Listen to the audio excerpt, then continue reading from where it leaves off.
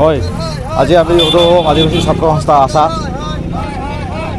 কোকৰাঝাৰ জিলা সমিতি উদ্যোগত আৰু শ্ৰীৰামপুৰ সান্তাল কলনী আঞ্চলিকৰ সহযোগত আজি আমি ইয়াত ডক্টৰ হেমন্ত বিশ্ব শৰ্মা ডাঙৰীয়া আৰু লগতে নৌ স্পীকাৰ WPDCৰ যিজন নেকি মিনিষ্টাৰ তেখেতৰ আজি ফুড তালিকা আমি ইয়াত দাহ কৰিছোঁ।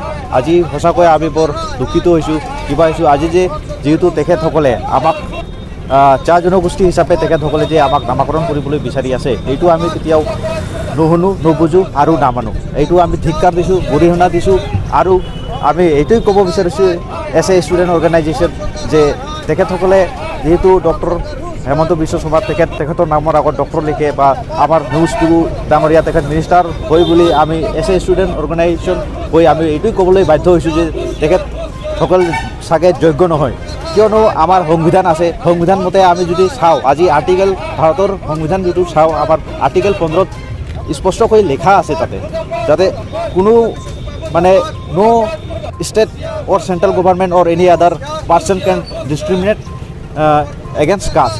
তেখেতে এইটো ক্লিয়াৰভাৱে লিখা আছে। এইটো থকা স্বত্তেও তেখেতে এইটো ইমান ডাঙৰ ভুল কিয় কৰি আছে, তেখেতে আমাৰ মাজত ডিছক্ৰিমিনেট কিয় আনি আছে।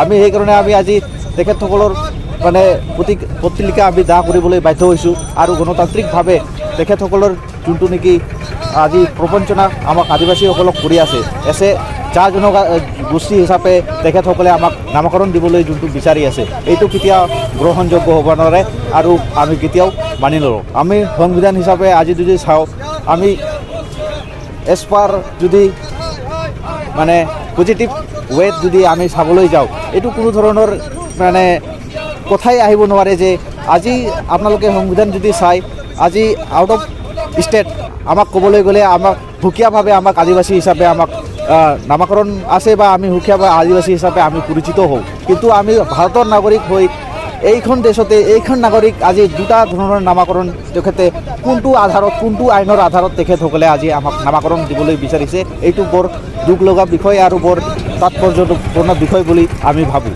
কিন্তু প্ৰস্তাৱ যোনটো আজি বিধানসভাত তেখেতে প্ৰস্তাৱ উপস্থাপিত কৰিছে, অনতি পলমে এইটো বাতিল কৰিব লাগে, নহ'লে আমি গণতান্ত্ৰিক আকাৰে জংগী আন্দোলন গঢ়ি তুলিবলৈ আমি বাধ্য হ'ম। আৰু যদি এই আন্দোলনৰ ক্ষেত্ৰত কোনো যদি এনেকুৱা ধৰণৰ বিভ্ৰান্তিৰ যদি সৃষ্টি হয়, তেনেহ'লে ষ্টেট গভৰ্ণমেণ্ট আৰু BJP চৰকাৰে এইটো ফুল্লি ৰেছপনচিবিলিটি ল'ব লাগিব বা তেখেতসকলে দায়ী হ'ব। সেয়ে মই এইটো কৈ মোৰ বক্তব্য ইয়াতে সামৰিছোঁ। ধন্যবাদ। মোৰ নাম কৰ্ণেলিয়াছ হাঁসদা, মই কোকৰাঝাৰ ডিষ্ট্ৰিক্টৰ ভাইচ প্ৰেচিডেণ্ট, আছাৰ ভাইচ প্ৰেচিডেণ্ট।